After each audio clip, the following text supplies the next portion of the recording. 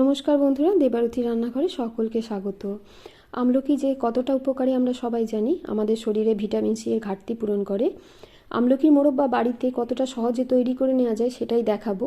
এইভাবে রসালো আমলকির মোরব্বা বানিয়ে সারা বছরের জন্য সংরক্ষণ করে রেখে দিতে পারি। আমলকির মোরব্বাটা খুব রসালো হয়েছে, ভেতর পর্যন্ত খুব ভালোভাবে রস ঢুকেছে, খেতেও কিন্তু দারুণ হয়েছে। দারুণ স্বাদের আমলকির মোরব্বাটা বানানো শুরু করে দেওয়া যাক এবার। আমলকির মোরব্বা বানানোর জন্য এখানে 500 গ্রাম আমলকি নিয়েছি। এবার এটা জল দিয়ে 3 থেকে 4 বার মতো খুব ভালোভাবে পরিষ্কার করে ধুয়ে নিয়েছি। আর এই রকম ফ্রেশ দাগছোপহীন আমলকি দিয়ে মোরব্বাটা তৈরি করলে মোরব্বাটা খেতেও ভালো হয় আর দীর্ঘদিন অবধি ভালো থাকে মোরব্বাটা।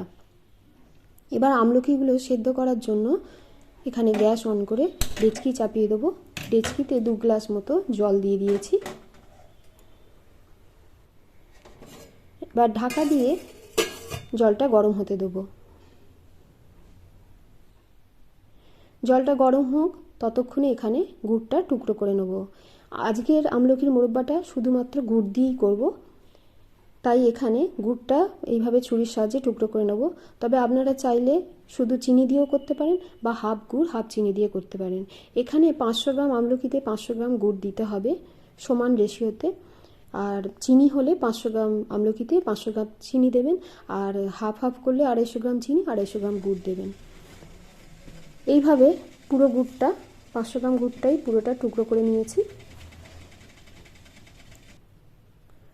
এবার জলটা ফুটছে, ঢাকা খুলে আমলকিগুলো ফুটন্ত জলে দিয়ে দেবো।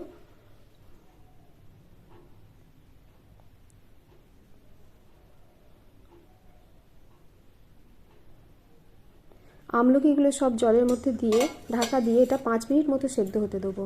5 মিনিটের বেশি কিন্তু নয়। 5 মিনিট পর ঢাকা খুলে দেখে নেব আর গ্যাসটাও অফ করে দেবো। আমলকির কালার কিন্তু চেঞ্জ হয়ে গেছে।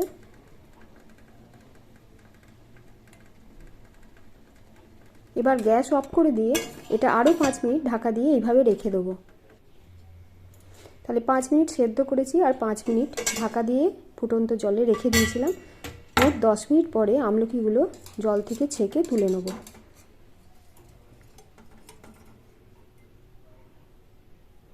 একটু শক্ত শক্ত থাকতে নামাতে হবে। আমলকির মোরব্বায় কিন্তু আমলকিটা বেশি সেদ্ধ করলে চলবে না। এবার গরম জল থেকে আমলকিগুলো ছেঁকে তুলে নেব ট্রেতে।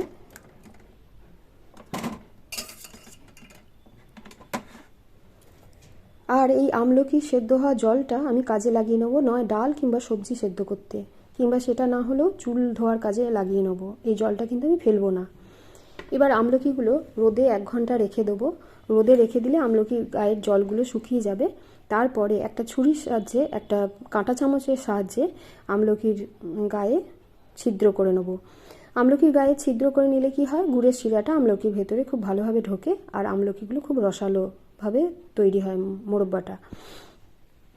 এইভাবে সমস্ত আমলকির গায়ে কাঁটা চামচ দিয়ে ছিদ্র করা হয়ে গেছে। এবার আমলকিগুলো কড়াইতে দিয়ে দেবো। দিয়ে যে কুচিয়ে রেখেছিলাম গুড়টা, সেই গুড়টা এবার আমলকির মধ্যে দিয়ে দেবো। পুরো গুড়টাই দিয়ে দেবো। এবার এখানে 500 গ্রাম আমলকিতে 500 গ্রাম গুড় দিলাম। গুড়টা খুব ভালোভাবে আমলকির মধ্যে ছড়িয়ে দেবো।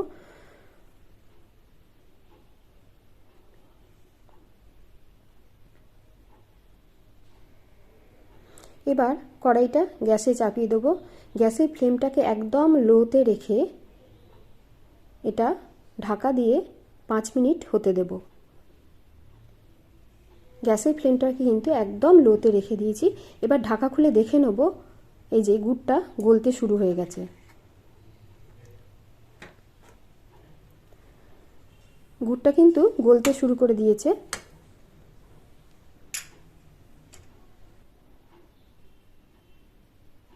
এবার আবারও ঢাকা দিয়ে গ্যাসের ফ্লেমটাকে লোতেই রেখে 10 থেকে 15 মিনিট মতো এটা রান্না হতে দেবো। এবার 15 মিনিট পর ফিরে এসে এই যে গুড়টা টকবক করে ফুটছে দেখতে পাওয়া যাচ্ছে।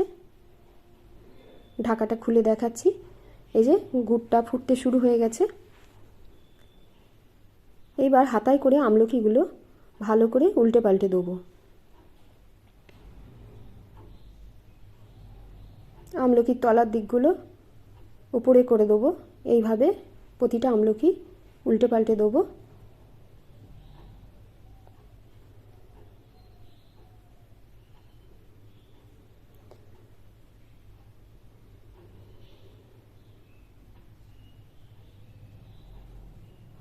গুড়টা খুব ভালোভাবে ফুটছে।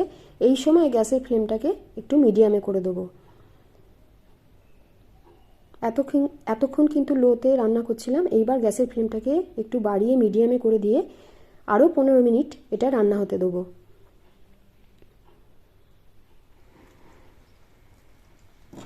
ভালো করে হাতায় করে নেড়ে চেড়ে দেবো, যাতে সমস্ত আমলকির ভেতরে গুড়ের শিরাটা খুব ভালোভাবে ঢোকে। সেইভাবে ভালোভাবে আমলকিগুলো নেড়ে চেড়ে দেবো।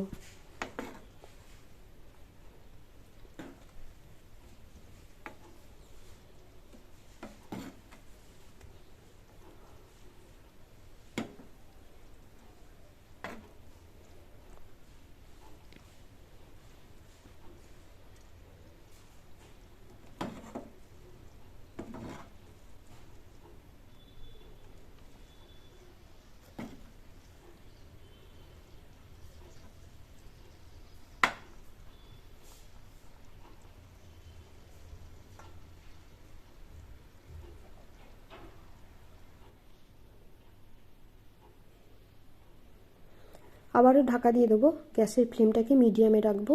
এইভাবে আরও 15 মিনিট মতো এটা রান্না হতে দেবো। গুড়টা কিন্তু টকবক করে ফুটছে। এইবার ঢাকা খুলে দেখে নেব।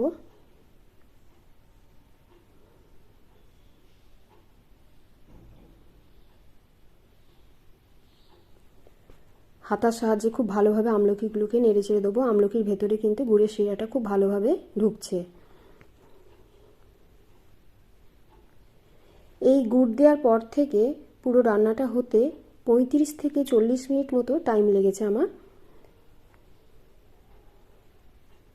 মাঝে মাঝেই ঢাকা দিয়ে আর ঢাকা খুলে এইভাবে রান্নাটা করেছি। আর এবার দেখে বোঝা যাচ্ছে খুব ভালোভাবে তৈরি হয়ে এসছে আমলকির মোরব্বাটা। এই টাইমে আমি কয়েকটা মশলা দিয়ে দেবো। 1 চামচ আদার রস, 2টো ছোটো এলাচ ফাটিয়ে দেবো, আর 1/2 চামচ গোলমরিচের গুঁড়ো, আর স্বাদ মতো বিট লবণ। এবার সমস্ত মশলাগুলো দেওয়ার সময় আমার ক্যামেরাটা অন করা হয়নি, যার জন্য ভিডিওটা আমি দেখাতে পারলাম না। এবার আমলকি মোরব্বাটা প্রায় হয়ে এসছে শেষ পর্যায়ে। মশলাগুলো ভালোভাবে মিশিয়ে দিয়ে এইবার গ্যাসটা অফ করে দেবো। তৈরি হয়ে গেছে আমলকির মোরব্বা। এবার গ্যাস অফ করে দিয়ে এটা ঠান্ডা হতে দেবো।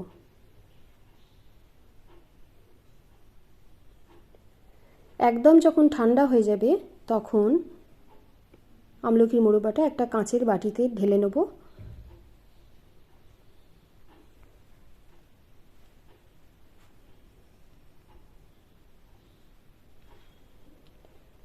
এখানে আমি একদম ঠান্ডা হয়ে যাওয়ার পর কাঁচের বাটিতে আমলকির মোরব্বাটা ঢেলে নিচ্ছি। আর আমলকিগুলো এইভাবে গুড়ের শিরার মধ্যে ডুবিয়ে রাখলে মোরব্বাগুলো খুব ভালো থাকে। আর আপনারা চাইলে কাঁচের বয়ামে ঢেলে নিতে পারেন দীর্ঘদিন এটা সংরক্ষিত করার জন্য। তো এটা খুব ভালো হয়েছিল খেতে। এইভাবে আমলকির মোরব্বা বানিয়ে বাড়িতে নিজে খান, ছোটদের খাওয়ান, বাড়ির সকলকে খাওয়ান। আশা করি ভালো লাগবে। তবে ভালো লাগলে এইভাবে আমলকির মোরব্বাটা তৈরি করার পর আমাকে কমেন্ট করে জানাবেন কেমন লাগলো। আর ভালো লাগলে আমার চ্যানেলটি সাবস্ক্রাইব করে আমার পাশে থাকবেন। আর ভিডিওটা শেষ অবধি দেখার জন্য অসংখ্য ধন্যবাদ। আজ তবে এই পর্যন্ত, আবার দেখা হবে নতুন কোনো রেসিপি নিয়ে।